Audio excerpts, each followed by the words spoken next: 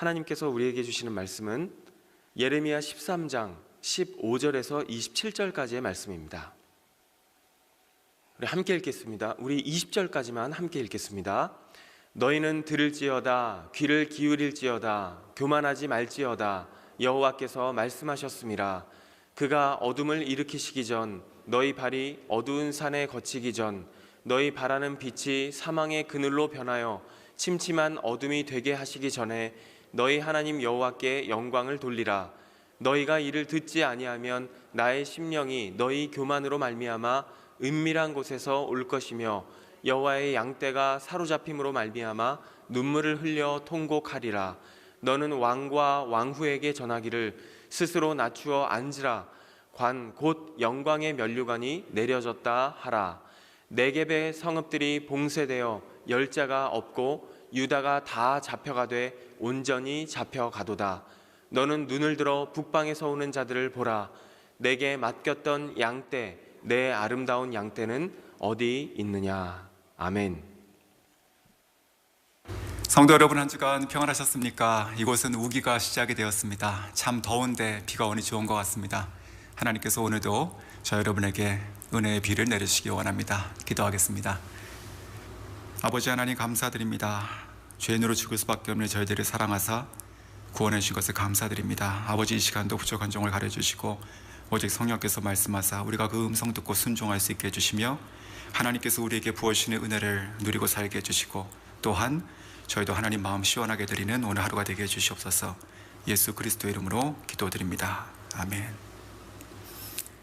예레미야 13장 15절에서 27절 말씀을 가지고 회개는 표범의 반점도 지운다, 회개는 표범의 반점도 지운다 라는 제목으로 함께 은혜 나누겠습니다. 아이들이 놀이동산 가면 가장 좋아하는 아마 기구 중에 하나가 롤러코스터가 아닌가 생각이 듭니다. 한국의 에버랜드에는 좀 특이한 롤러코스터가 있습니다. 나무로 된 것인데요, T-익스프레스라고 하는 이름입니다. 선로를 빼고 모든 것이 나무이죠. 그래서 이렇게 360도 회전하는 구간이 없습니다. 그것은. 그런데 이것은 나무이기 때문에 정기적으로 또 점검을 하고 썩어 있는 것이거나 아니면 결이 나가 있는 것이 있으면 바로 교체를 해줘야만 됩니다. 이런 일을 하는 사람들이 있는데 바로 TX 엔지니어라고 부르더라고요. 그곳에 일하는 사람들을. 이분들의 그 잡은 무엇이냐면 매일매일 그 개장하기 전에 그 선로를 따라서 그 1.6km 구간을 다 걸어서 눈으로 확인하는 것입니다. 그런데 그 경사가 가장 가파른 곳은 77도라고 합니다. 그것을 손으로 올라가는 것이죠. 하나씩 다 눈으로 봐야 되니까. 그러면서 조금이라도 썩어 있는 것 아니면 결이 나가 있는 곳이 있으면 운행을 멈추고 그리고 그것을 교체하는 그런 일을 담당하는 사람들이 바로 그 엔지니어들입니다. 만약에 그 모든 구간이 다 안전한데 마지막 구간이 나무가 썩어 있거나 결이 나가 있다면, 그것을 발견했다면 그 엔지니어들은 어떻게 할까요? 만약에 그 순간에 이미 그 롤러코스터가 출발했고 거기 사람들이 가득 있다면 어떻게 해야 될까요? 아마 그 사람들은 정말 소리를 지르고 또 소리를 지르며 그것을 멈추려고 할 것입니다. 혹 그 롤러코스터에 나의 자녀라도 타 있다면, 할 수만 있다면 우리는 그 몸으로라도 그 롤러코스터를 막고 싶어 하겠죠. 오늘 성경 말씀 보면서 그런 생각이 듭니다. 15절 16절에 이렇게 말씀하시죠. 너희는 들을지어다, 귀를 기울일지어다, 교만하지 말지어다. 여호와께서 말씀하셨습니다. 그가 어둠을 일으키시기 전, 너희 발이 어두운 산에 거치기 전, 너희 바라는 빛이 사망의 그늘로 변하여 침침한 어둠이 되게 하시기 전에 너희 하나님 여호와께 영광을 돌리라. 자, 여기서 끝이 있다는 것입니다.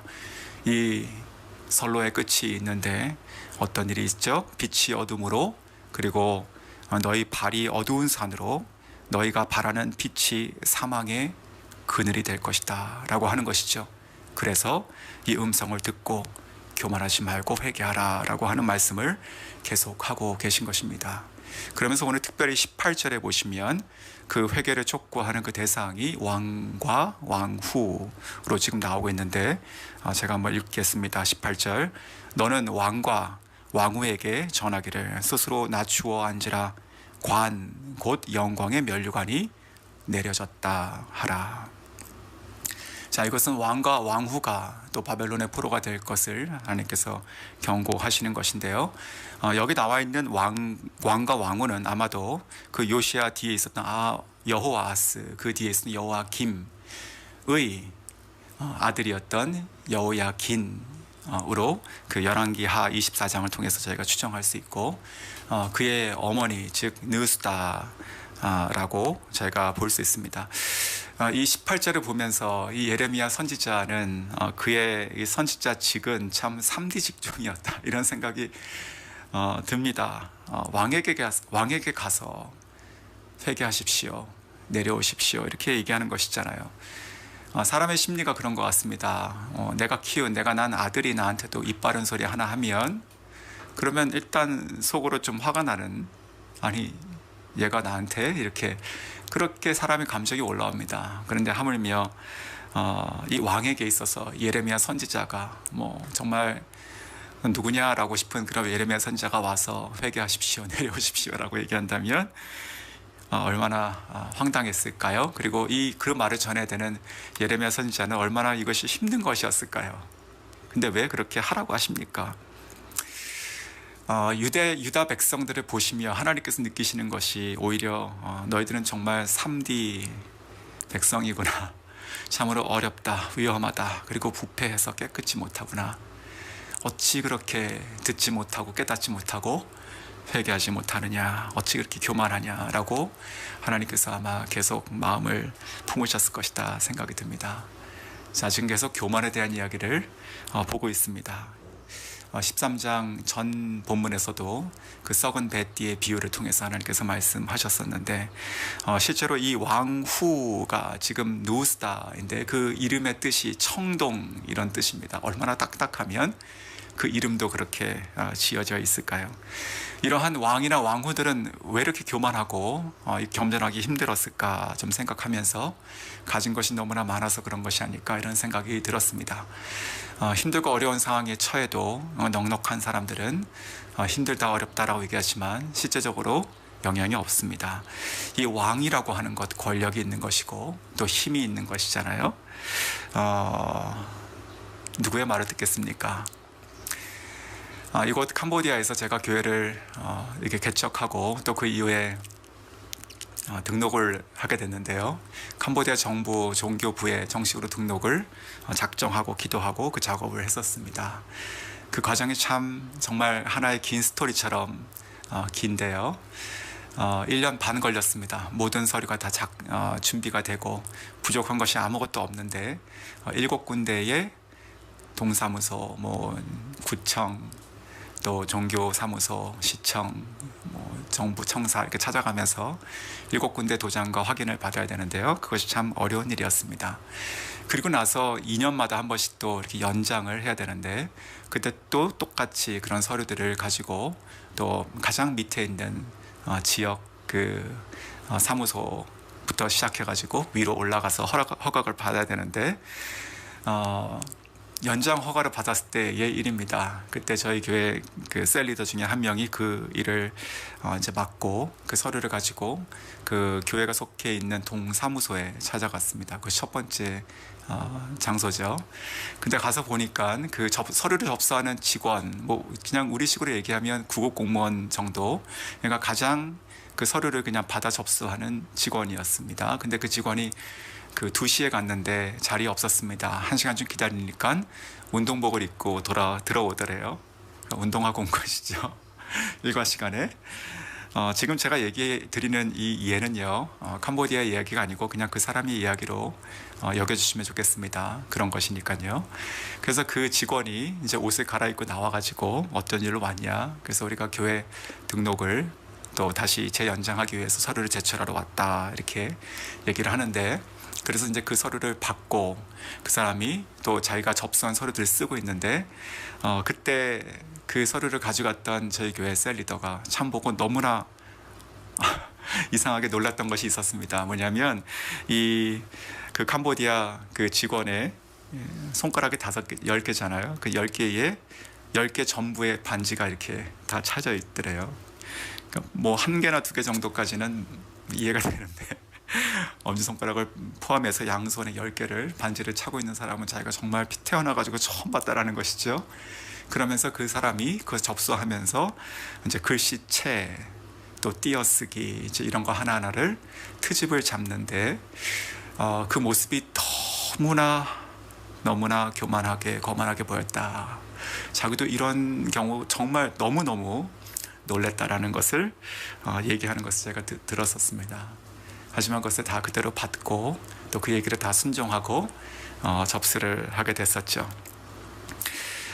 작은 동사무소 그 직원 한 명도 그렇게 자기가 가지고 있는 권력을 그렇게 교만히 여길 수가 있는 것입니다. 심지어는 이 왕과 왕후라고 하는 이 위치에 있던 사람들이 얼마나 정말 같지 않게 봤을까요? 예레미야 선지자의 이 경고의 메시지를. 그런데 그것은 이 왕이나 왕후뿐만이 아니고 그냥 다 저희들의 이야기다 생각이 듭니다. 제가 캄보디아에 선교사로 왔더니 어떤 선임 선교사 한 분께서 저를 부를 때 정선생 이렇게 부르더라고요. 선교사 커뮤니티에서 서로가 선교사라고 부르죠. 혹은 목사라고 부르기도 하고. 그런데 정선생 이렇게 부르더라고요. 근데 저는 그때 그것이 굉장히 좀 이렇게 부끄러운 얘기인데 거슬렸었어요. 한동안. 나중에 제가 깨달았습니다. 거슬릴 것이 없는데 왜 내가 거슬릴까? 참 내가 아직 덜 됐구나 이런 생각이 들어서 그것을 털어버리고 나중에 그분하고도 좋은 계절 나누는 관계가 됐었습니다. 우리가 건강하면 우리 몸에 대해서 그렇게 자신을 갖게 되죠. 우리가 재력이 있으면 아무리 어렵다 하더라도 우리가 마음이 가난해지지가 않는 것 같습니다. 자, 그런데 오늘 18절 다시 보시면 곧 그 영광의 면류관이 내려졌다 하라라고 이렇게 하시죠. 얼마 전에 집 앞에 보니까 이 개미들이 막 땅을 파고 있더라고요. 보도블록 앞에다가 그러면서 흙이 조금 이렇게 쌓여 있어요. 또 그 다음날 보니까 옆에도 쌓여 있고 또 쌓여 있고. 그래서 제가 어떻게 했겠습니까? 그냥 이렇게 빗자루를 확 쓸어버렸습니다. 하나님께서는요, 누구든지 어떤 위치에 있든지 그가 왕이든 관계없이 교만한 자는 그냥 내리십니다. 하나님께서 기름 부으셨던 이스라엘의 첫 번째 왕이 사울 왕이죠. 그가 교만했을 때 하나님께서 내리십니다. 그렇죠. 그래서 그 R.T. 캔들 목사님께서는 그의 저서 어노인팅이라는 책에서 그렇게 말씀하시더라고요. 하나님의 사역자들에 대해서 얘기할 때 하나님의 사역자들은 다 하나님께서 주시는 그 위치와 그리고 바운더리와 자기의 능력의 한계치가 있는데 그것을 스스로가 교만이 작은 말 하나를 섞어서라도 교만하게 회중에게 얘기하거나 설교 때 첨삭하면 하나님께서 그것을 그냥 두지 않으신다라고 하는 그런 경고의 메시지도 그 책에 써 있었습니다. 자, 이렇게 교만하게 되면 하나님께서 이렇게 내리시죠. 그것이 왕이건 왕후건. 그런데 개인의 문제가 아닙니다. 이 교만하다는 것은요, 내가 의지했던 나의 편들도 다 바뀐다는 것이에요. 오늘 21절 보시면 이렇게 되어 있습니다. 너의 친구 삼았던 자를 그가 너의 위에 우두머리로 세우실 때에 내가 무슨 말을 하겠느냐. 자, 이것이 아이러니예요. 이스라엘 나라를 봤을 때 그 이집트 그리고 이쪽에 있었던 위에 있었던 그 바벨론을 지금 얘기하고 있는 것이다 생각이 드는데 요시야 왕 있잖아요. 예레미야가 그 하나님의 종으로 소명을 받았을 때 왕이었던 요시야 왕. 그 요시야 왕이 개혁의 왕이었죠. 하나님 마음에 합한 왕이었죠. 그런데 그 당시는 그 이스라엘 백성들, 이스라엘 나라가 보다 이집트에 좀 친화적이었다고 합니다. 근데 그 위에 있었던 그 북이스라엘이 그 아수르에 망하잖아요. 근데 아수르에 망했는데 그 남아 있었던 자들이 다시 그 뭐 후 아시리아 정도 어떤 지역에서 이렇게 모여가지고 나라를 또 세우게 되죠. 근데 이 밑에 있었던 그 신흥 강대국이었던 이 바벨론이 쭉 위로 올라오면서 이 아수르를 또 치게 되는 전쟁으로 있었던 그 상황 가운데 그 이집트가 이 아수르를 도와서 이 바벨론과 싸우려고 군대를 몰고 올라오게 되죠. 그때 이 요시야 왕은요, 자기의 민족, 자기의 형제 나라를 쳤던 그 아시리아를 돕기 위해서 올라오는 이집트가 아마 미웠던 것 같습니다. 그래서 그 길목을 막습니다. 길목을 막아서 결국 싸우게 되죠. 근데 그 이집트가 자기 편이라 생각했는데 그 싸움을 통해 가지고 결국은 그 요시야 왕이 죽게 됩니다. 자, 그리고 그 이후에 이 바벨론은 이 아시리아를 다 치고 점령하고, 그래서 나중에 이 왕, 이 요시야의 이 세 아들 이었던, 그리고 그 후손이었던 이 왕들이 마지막 이제 남유다의 끝을 다 가게 되는데, 결국은 다시 이 바벨론 쪽으로 이게 친화적으로 되게 되는 것이죠. 강대국이니까. 그런데 이 바벨론이 그래서 여기서 말하는 친구예요. 너의 친구 삼았던 자. 근데 이 바벨론이 결국은 내려와서 이 남유다를 다 망하게 한다라고 하는 것을 보게 되는 것이죠. 또한 이러한 교만들은요, 내가 교만하고 음란하게 했던 그대로 나에게 다시 돌아오게 된다라는 생각이 듭니다. 22절입니다. 어찌 이런 일이 내게 닥쳤는고? 너의 죄악이 크므로 너의 치마가 들리고 너의 발꿈치가 상함이니라. 그리고 26절에도요. 그러므로 내가 너의 치마를 내 얼굴까지 들쳐서 너의 수치를 드러내리라. 자, 이것이 이스라엘 백성을 향한 하나님의 말씀인데, 이스라엘 백성이 산 위에서 우상에게 행했던 이 음란한 우상 숭배, 그리고 음란한 교만한 이런 모습들이 투영이 되고 있죠. 그것이 그대로 바벨론을 통해서 이 유다 백성들, 이 남유다가 이와 같은 모양으로 다 수치스럽게 끌려가게 된다라고 하는 것을 지금 하나님께서 말씀하고 계십니다. 자, 말씀을 맺겠습니다. 교만이라고 하는 것이 이렇게 무서운 것이죠. 우리는 회개해야 됩니다. 회개해야지만 살게 된다는 것이죠. 특별히 오늘 하나님께서 이 말을 왕과 왕 후에게 가서 전하라고 하시잖아요. 이 말씀 보면서 그런 생각이 듭니다. 가정에서 가장이 회개해야 되는 것이죠. 또 목장에서는 목자가 회개해야 되는 것이고, 교회에서는 또 사역자들이 회개해야 되는 것이고, 한 사회와 그 국가의 위정자들이 회개해야 되는 것이에요. 이것이 더 중요한 것이죠. 니느웨에 어떤 일이 있었죠. 요나가 회개를 전파했을 때 그 왕이 회개합니다. 그 음성을 듣고. 그리고 어떤 일을 합니까? 온 백성과 그리고 짐승까지 금식을 시키죠. 그래서 결과는 12만 명이 살게 됩니다. 이것이 바로 회개라는 것이죠. 오늘 23절에 이렇게 표현되어 있었어요. 표범이 그 반점을 변하게 할 수 있느냐? 못한다는 뜻입니다. 그런데 오늘 이 말씀, 흐르는 이 말씀 가운데 또 하나의 메시지가 있어요. 그 표범의 반점을 지울 수 있는 것인데, 그것이 바로 회개라는 것입니다. 회개는 표범의 반점도 지우고 우리의 죄악도 지우고 그리고 진노도 지웁니다. 오늘 하나님께서 주신 이 말씀을 저 여러분에게 주시는 하나님의 음성으로 듣고 하나님의 마음에 말씀에 순종하고 나아가는 저 여러분 다 될 수 있기를 주의 이름으로 축원합니다.